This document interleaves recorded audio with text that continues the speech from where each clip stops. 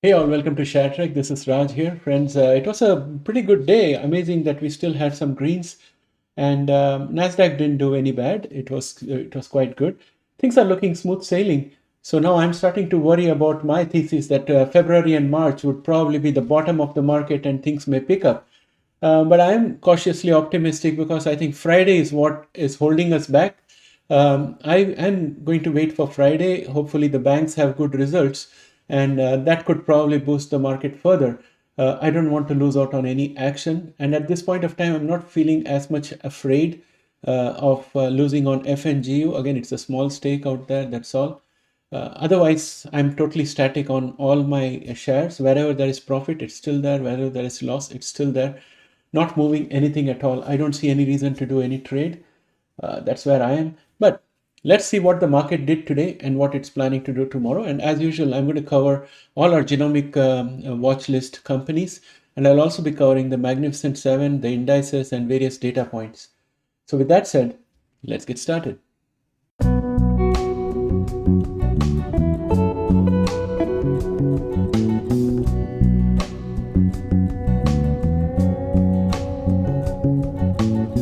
Welcome back, friends.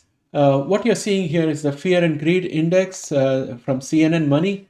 Anyone can go there into CNN Money or even Google Fear and Greed Index. It will give you this link. So it indicates that we are fluctuating somewhere between 77 to 74 when it comes to the Fear and Greed Index. That is in the range between greed and extreme greed. That's where we are right now. I think there are animal spirits are still alive and well in the market. That said, if you look at the stock market heat map, you can see that energy has lost consistently for the last 2 days, and the Magnificent Seven have been attracting money. And we also see that software application is doing pretty good. And I think healthcare plan, that area is suffering a little bit, but drug manufacturers are doing well. So overall, I think money is moving out of energy and basic materials and getting more into the Magnificent Seven, which is where the action seems to be. One of the laggards out there is Tesla. It is down minus 0.43%. But we'll take this. Let's go on to the headlines. So if you look at the headlines, we can see that Nasdaq futures is still positive. Stock futures are little changed as investors brace for December inflation report. So we'll look at the economic calendar as well after this. Let's just quickly scan and see what are the big events that are happening. SEC approves rule change that pave the way for Bitcoin ETFs.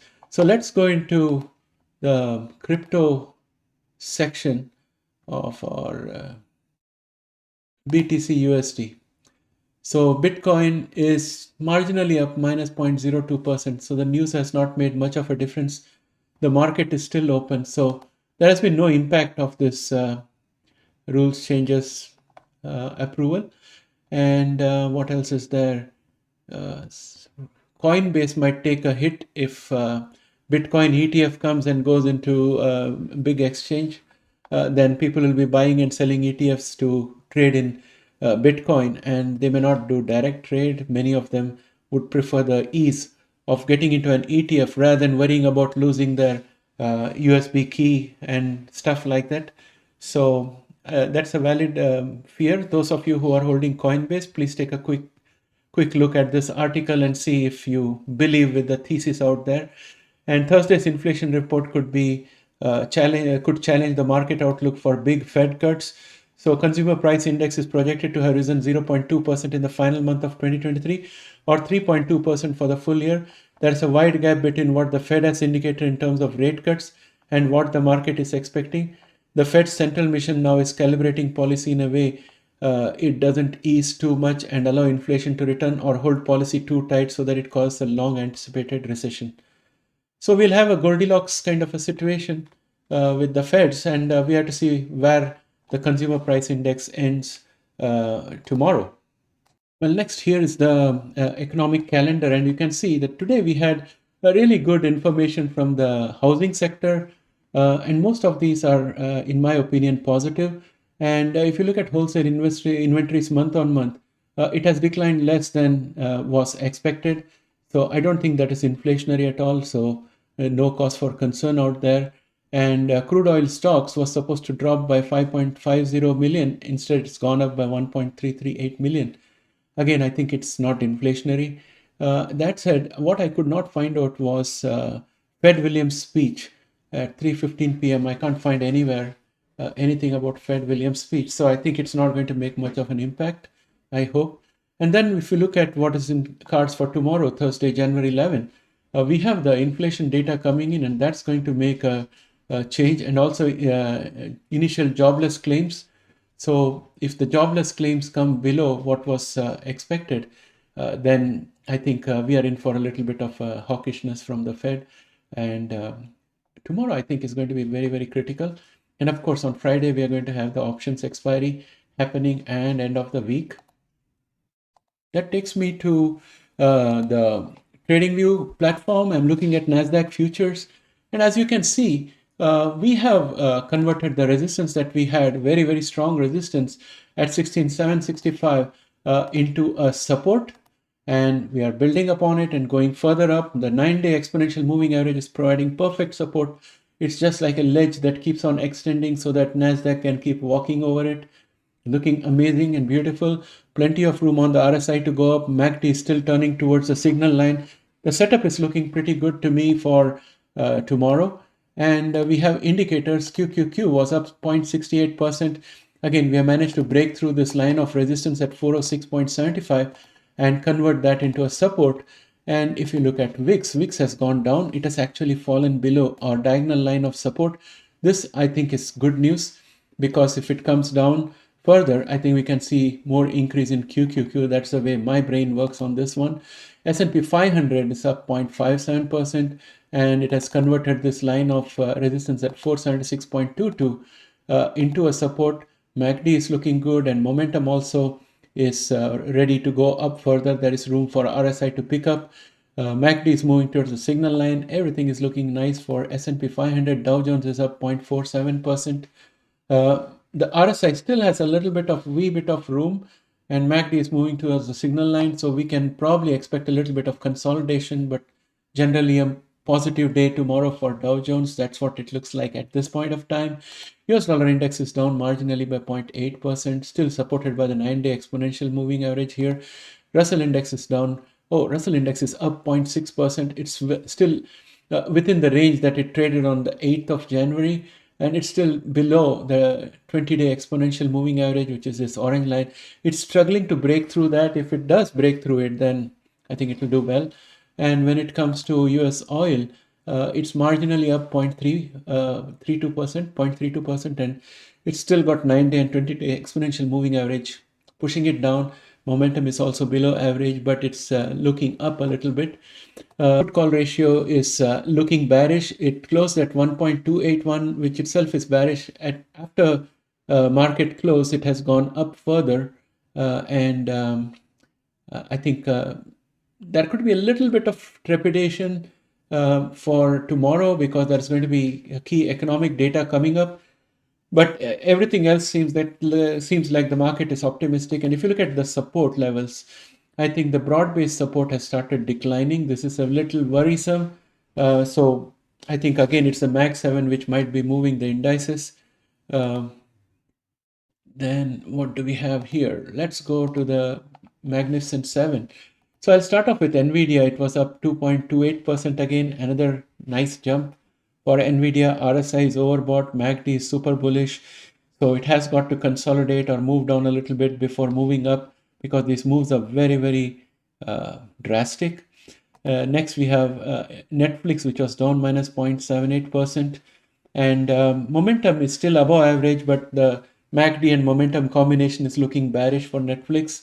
Maybe it's the result of today, and probably tomorrow it may pick up a little bit. Then we look at Meta, which was up 3.65%, a very handsome gain for Meta. And RSI is just entering the overbought field. MACD has crossed over to the bullish side. Meta is looking good at this point of time, but it could consolidate a little bit. There could be a little bit of profit taking tomorrow. And if you look at Tesla, it was down 0.43%. Still, it's stubbornly hanging above this line of support, horizontal line of support from 233.99, which has been with us for a long time. and hopefully it's able to bounce off from here tomorrow. But when I look at the MACD and the RSI combination, I'm not hopeful. I'm thinking that it's going to break towards the downside.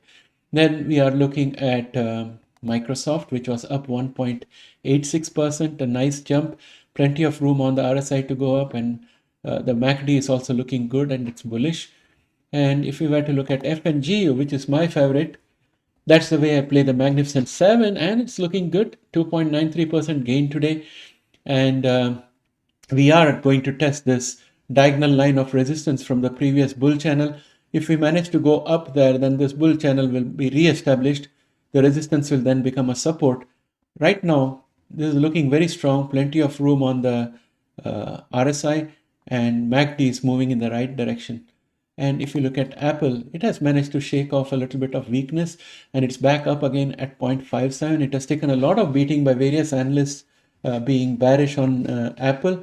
It's now trying to negotiate the 9-day exponential moving average and move upward. If it does that, it'll be great. Momentum is looking pretty good. MACD is also looking good. It just has to become above average momentum. But right now, I'm liking what I see. I think it's going to go up again tomorrow. Google is up 0.87% and plenty of room on the RSI. MACD is also looking good. All of this says that FNGU is going to do good tomorrow. FNGU is FNGU. That will do good tomorrow. Amazon is up 1.50%. Plenty of room on the RSI. MACD moving in the right direction. All looking great. I'll draw a line of resistance here for Amazon that it has to clear. And that line of resistance is going to be out here. I'm going to mark it red. And it's 154.61. So that's what is going to hold us back for tomorrow if we don't break through it. And if we have enough juice, we can break through it and convert that into a support. That said, let's go and have a look at genomics. And when I look at genomics, I'll start off with the ALLO gene doing very well. It has made the 9-day exponential moving average into a support. That's a big positive. Momentum is above average, looking up. It's looking great. The only concern I have is with MACD, but it is too close to the signal line. It could move up immediately. So tomorrow I'll hope for something good with ALLO gene. And then ARKG was down minus 0.59. The momentum is not looking great out here, and MACD is also not looking good. I'll revisit ARKG after I have looked at CRISPR and others. Beam Therapeutics is down minus 3.15. MACD and is looking good, but momentum is looking weak. Bluebird was up 0.73%. It's consolidating itself and trying to stay in a range and build a base from which it can rise. We have seen a steep drop after the equity dilution. MACD is starting to look good. Momentum needs a lot of room to improve. It has to generate enthusiasm. So plenty of time to go by. And genomics was down minus 5.52%. And Caribou Biosciences was up 3.83%. And when I look at the MACD and the RSI, both are looking very encouraging. And all the 5 exponential moving averages are supporting the price at this point of time. So our next resistance, I think, is 6.27.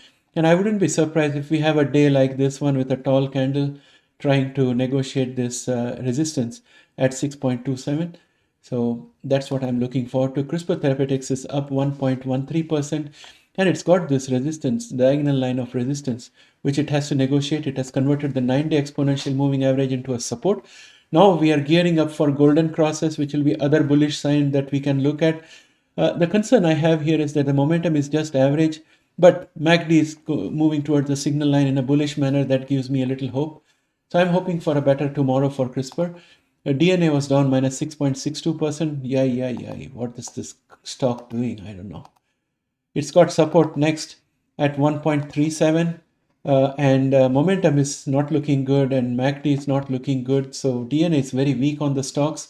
I think if it comes down somewhere to 1.30, I'll definitely buy it a little just as a speculative holding.